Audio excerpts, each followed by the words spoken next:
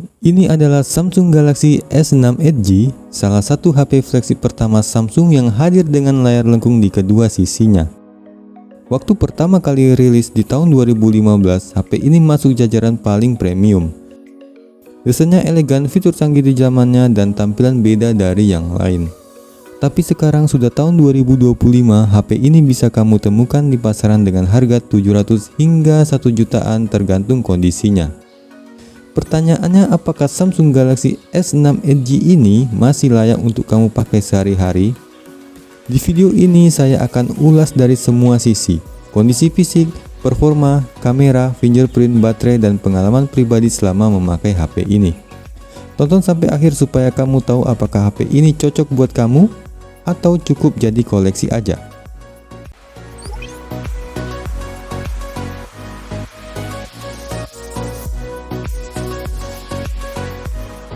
Biar nggak lama, langsung aja kita lihat speknya.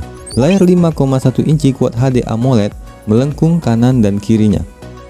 Chipset Exynos 7420, RAM 3GB, storage 64GB, dan tidak ada SD card. Kamera utama 16MP, selfie 5MP, baterainya 2600 mAh, ada fingerprint di tombol home. Wireless charging juga udah ada, jadi dulu ini flagship premium banget.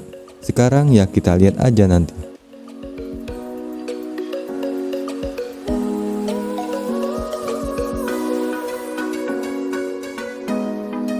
Saya beli ini di toko oren, harganya cuma 900 ribuan. Kondisinya masih mulus banget. Bodinya masih cakep, pinggiran metal masih kinclong. Layar masih mulus, tidak ada burn-in dan shadow, tombol-tombol masih kliki dan sangat terawat. Semua fungsi normal, buat harga segitu mantap lah. Oke, sekarang kita bahas soal tombol-tombol dan portnya karena ini penting banget buat kamu yang mau beli HP bekas. Di bagian atas Samsung Galaxy S6 Edge terdapat noise cancelling mic.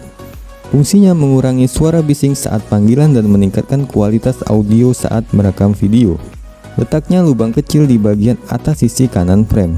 Kemudian ada ear blaster atau infrared blaster. Lubang kecil seperti sensor di tengah-tengah atas. Fungsinya sebagai remote TV atau AC, tapi tidak semua unit S6 Edge dilengkapi dengan fitur ini. Ear blaster pada Samsung Galaxy S6 Edge bisa mengendalikan berbagai perangkat seperti TV, AC, DVD player, dan lainnya. Selama perangkat tersebut menggunakan remote infrared, bukan Bluetooth ataupun Wi-Fi. Kemudian di bagian atas sisi kiri terdapat SIM tray. Untuk model SMG925F ini biasanya slot SIM tunggal. Di beberapa varian tertentu, traynya hybrid dan bisa menampung 1 SIM plus 1 microSD. Atau 2 SIM dual SIM hybrid. Di bagian kiri ada tombol volume up dan down, ini masih kliki dan masih berfungsi normal. Di bagian kanan ada tombol power, posisi enak banget dijangkau jempol, klik-kliknya juga masih oke.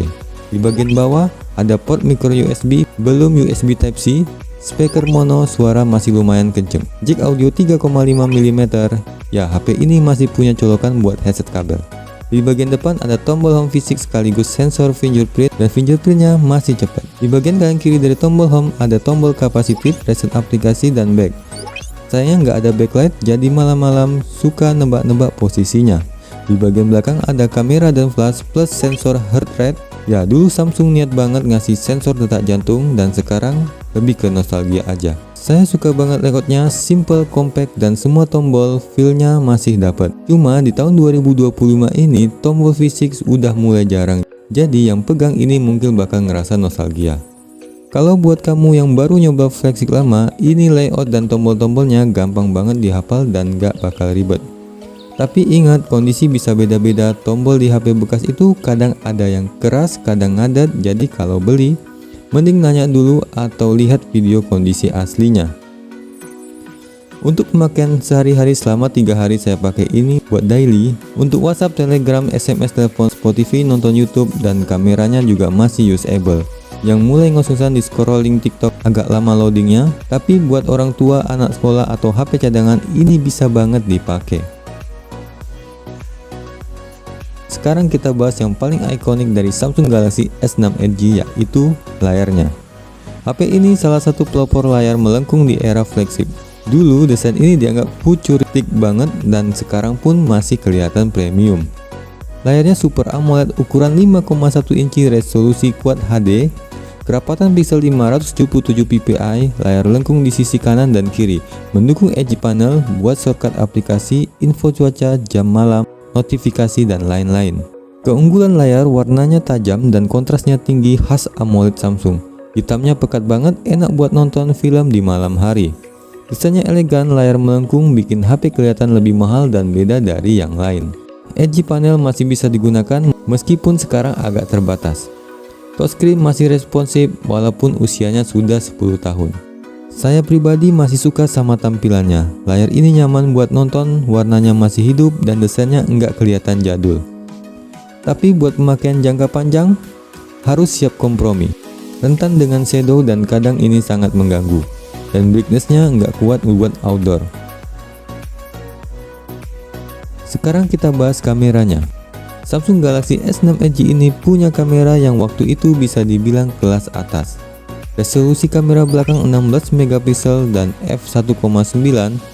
Kamera depan 5 megapiksel, autofokusnya cepet banget buat zamannya. Ada OIS Optical Image Stabilization, jadi ngerekam video bisa lebih stabil. Bisa rekam sampai 4K 30 fps, padahal ini HP dari 2015. Hasil fotonya di siang hari masih tajam, dinamik ranknya bagus. Buat HP 900 ribuan, kameranya ini benar-benar nggak malu-maluin. Saya pribadi suka pakai buat jepret-jepret pas siang, apalagi kalau cahaya bagus.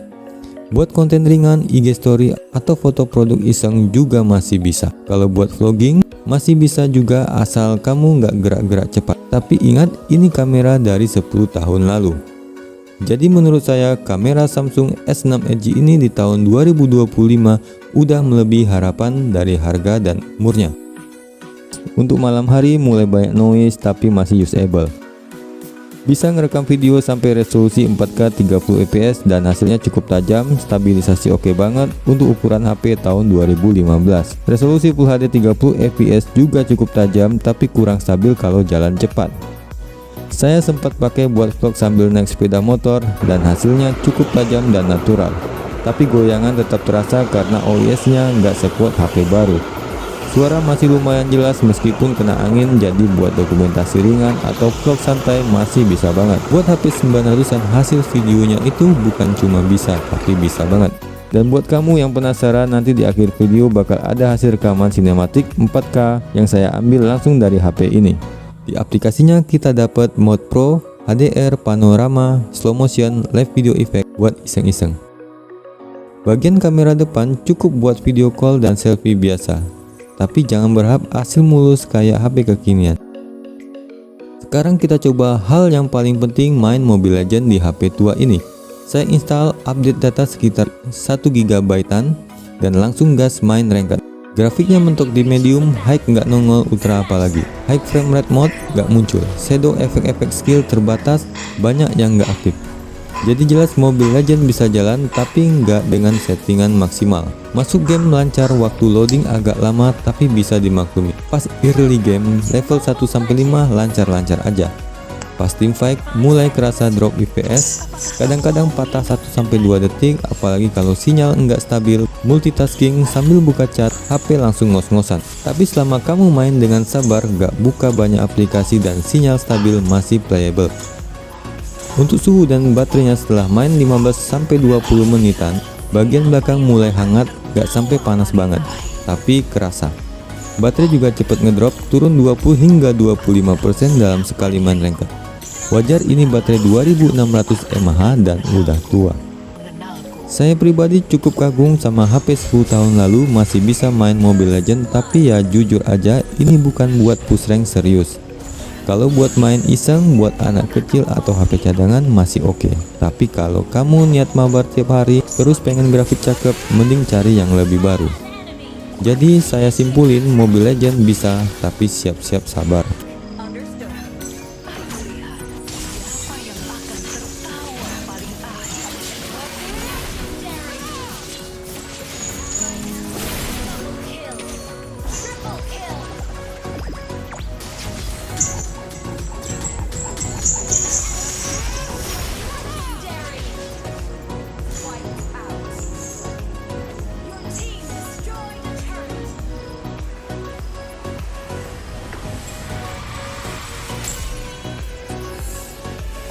Untuk kekurangannya di tahun 2025 juga tidak sedikit. Android mentok di versi 7 Nougat. Tidak semua aplikasi baru bisa diinstal. Tidak ada slot micro SD, storage-nya kecil gak bisa nambah. Fast charging tidak secepat HP sekarang, kamera depan belum terlalu tajam, frame mudah lecet apalagi tanpa case. Layar lengkung rawan salah sentuh dan rentan shadow burn in kalau sudah tua. Gak ada refresh rate tinggi, masih 60Hz biasa. Tapi harus diingat, ini HP 10 tahun, kita nggak bisa bandingkan langsung sama HP baru.